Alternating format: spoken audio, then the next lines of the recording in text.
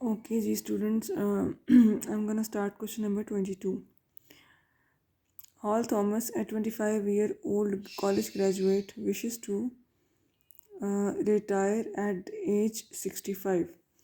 उसकी अभी की उम्र क्या है 25 और रिटायरमेंट की एज क्या है 65, यानी कि उसके पास अभी 40 ईयर्स हैं काम करने के लिए.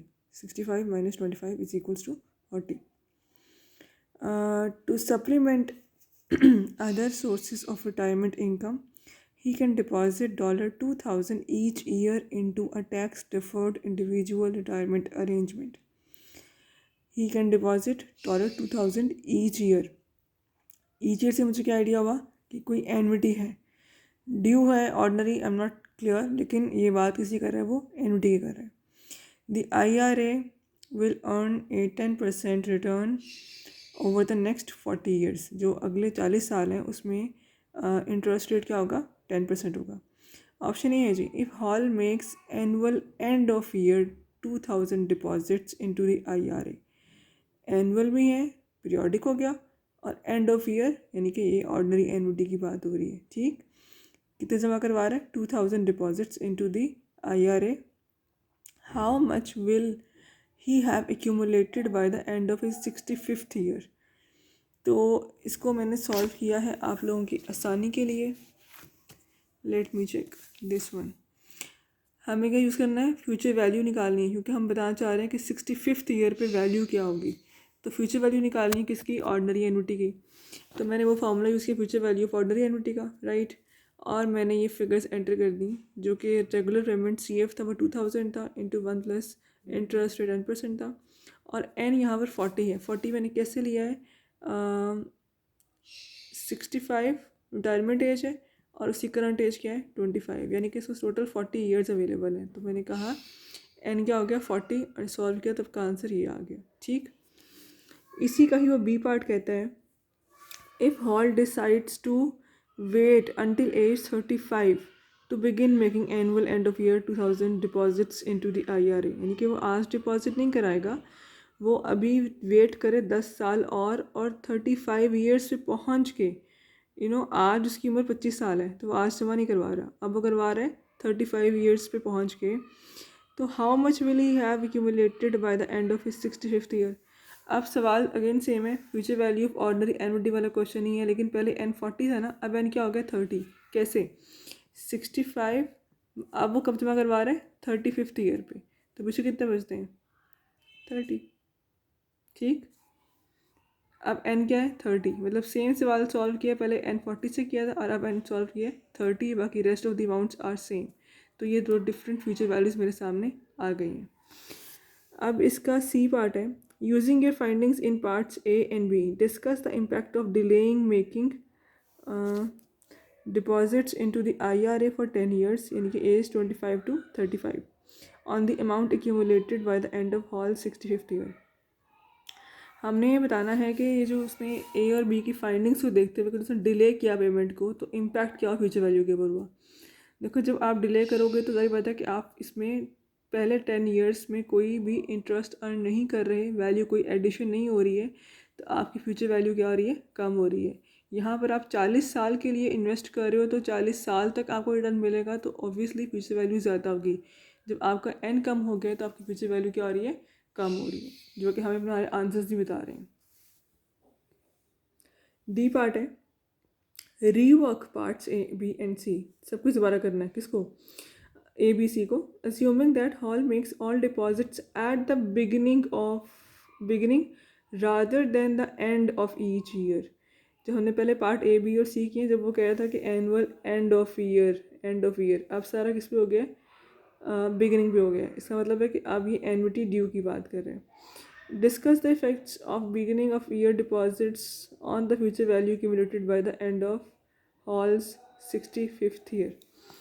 वही हमने काम रिपीट करना है. अब अगेन मैंने future value of annuity due का फार्मूला इस्तेमाल किया. कुछ भी नहीं किया, वही फार्मूला है, उसको मैंने मल्टीप्लाई 1+R से कर दिया, राइट.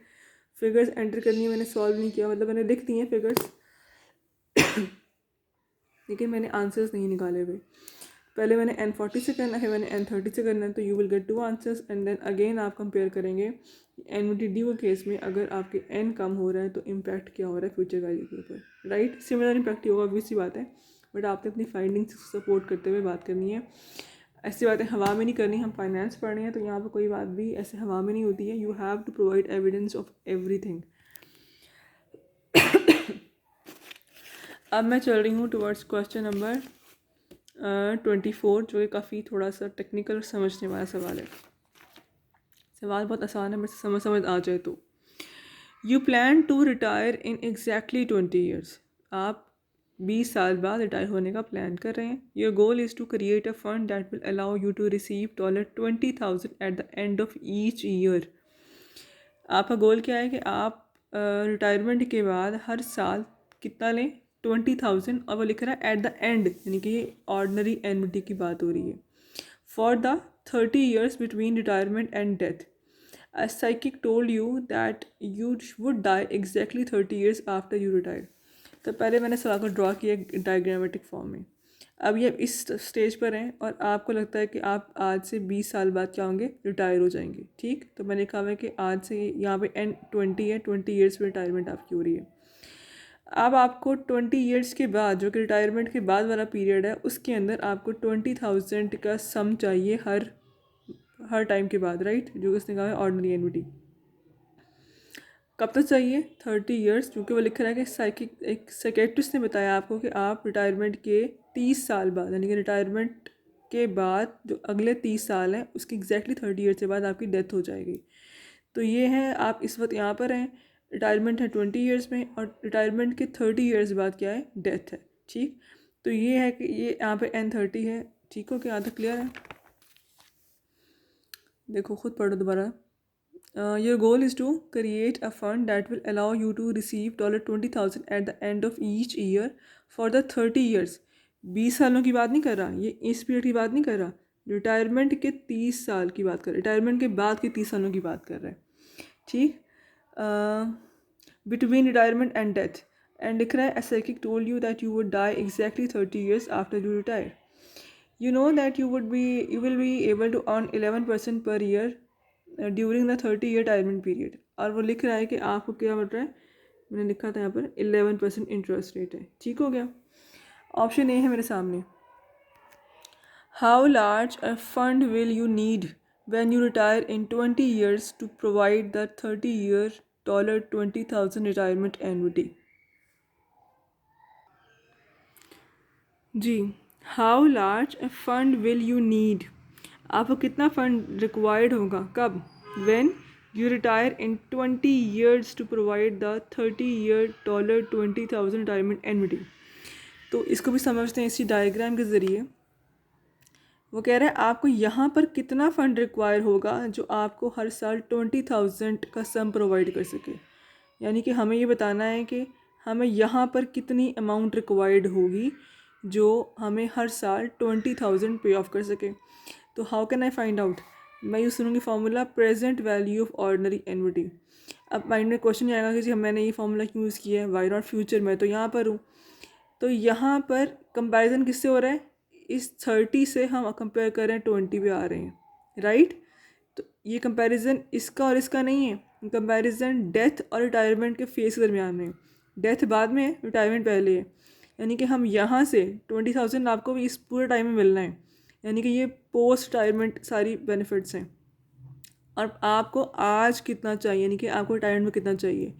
तो जब हम लोग 30 से यानी कि डेथ से रिटायरमेंट पर आ रहे हैं, दैट मीन्स मैं फॉर्मूला यूज़ करूँगी present value of ordinary annuity का, और मैं क्या निकालना चाह रही हूँ, मैं प्रेजेंट वैल्यू ही निकालना चाह रही हूँ कि मुझे ये वाली एन्युटी अगर चाहिए है तो उसकी प्रेजेंट वैल्यू क्या होगी, राइट।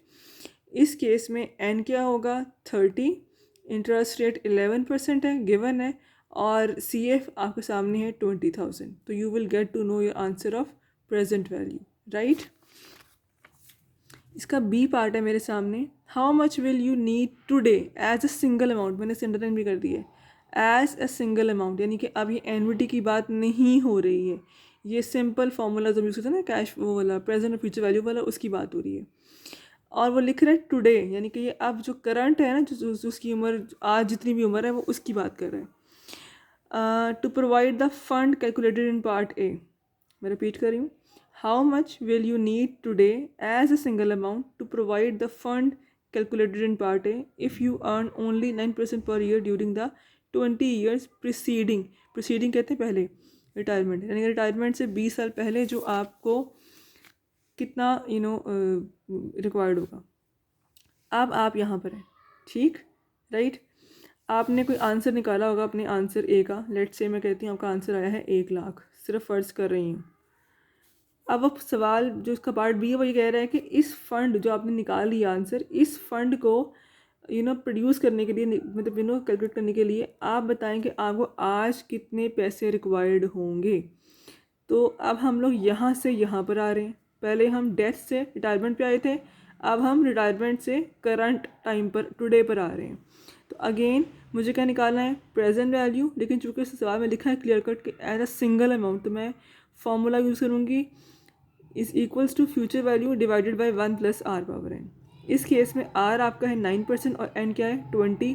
तो फ्यूचर वैल्यू आपने जो भी आपका आंसर पार्ट ए का जो भी आंसर आया होगा that will be your future value, ठीक है।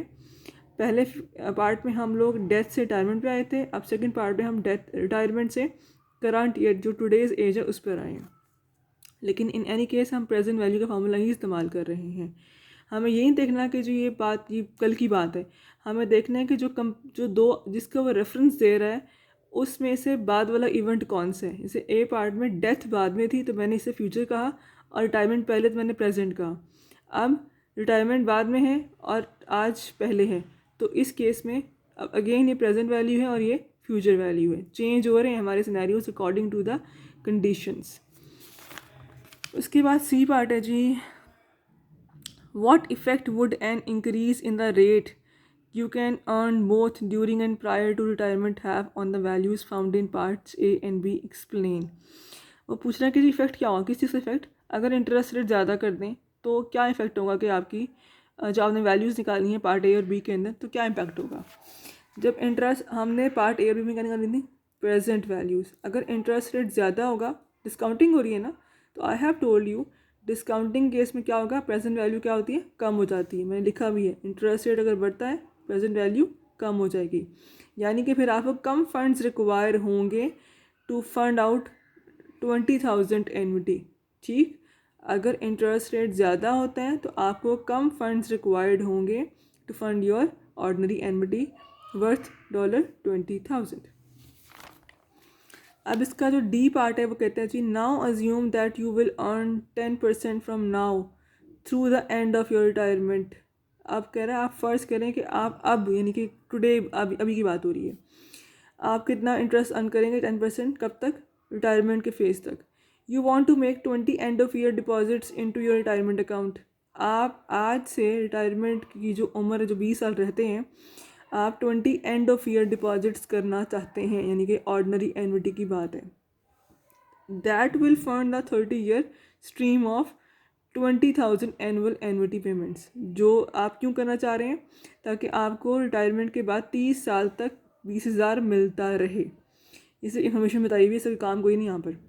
How large do your annual deposits have to be, how large do your annual deposits have to be, यानी कि हमें क्या निकालना है यहाँ पर, CF निकालना है कि मैं कितना पर ईयर कंट्रीब्यूट करूँ जो मुझे रिटायरमेंट के बाद हर साल 20,000 देता रहे। सवाल ये। तो अगेन अब देखो फॉर्मूला कौन सा इस्तेमाल होगा कि मैं इस फेज़ पर हूँ, राइट, और मुझे रिटायरमेंट के बाद 20,000 रुपया चाहिए, तो मैं 20 ईयर्स तक कितना CF लगाऊँ, कितना कंट्रीब्यूट करूँ कि जो मुझे ये दे सके, ठीक। तो अब ऑप्शन जो है वो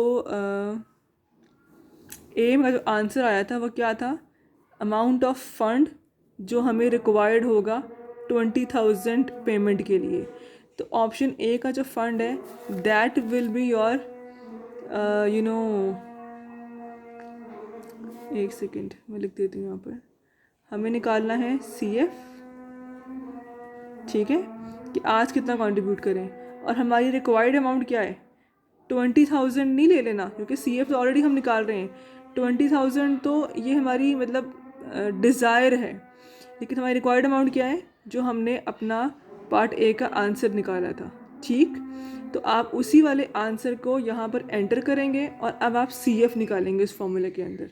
ठीक, कि मुझे अब कितना रिक्वायर्ड होगा, और अब आपका एन 20 है और इंटरेस्ट रेट भी आपका शायद 10% हो गया। ठीक है, तो इस तरीके से आपने इस क्वेश्चन को सॉल्व करना है।